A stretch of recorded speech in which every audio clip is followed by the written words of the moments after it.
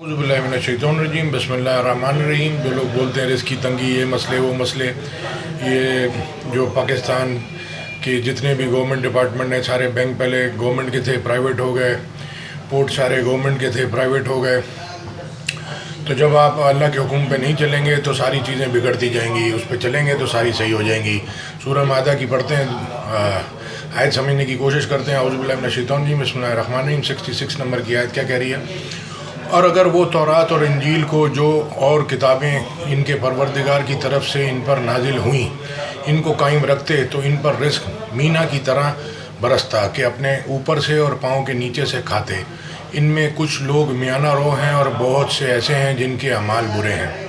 زیادہ تر میجورٹی کے اعمالوں کی وجہ سے سارے ڈپارٹمنٹ خراب ہوتے ہیں کہ الیکٹرک بک گیا، باہر کی company, P T C L بک گیا، باہر کی کمپنی، پورٹ سارے باہر کی کمپنیاں چلا رہے ہیں۔ تو یہاں کے لوگ مطلب اسکل نہیں ہے، علم ایمان اور ہدایت نہیں ہے، قرآن کی تعلیم نہیں ہے۔ سائنس کامرس آرٹس کی بہت تعلیم ہے لیکن ہدایت سائنس کامرس آرٹس میں نہیں ہے۔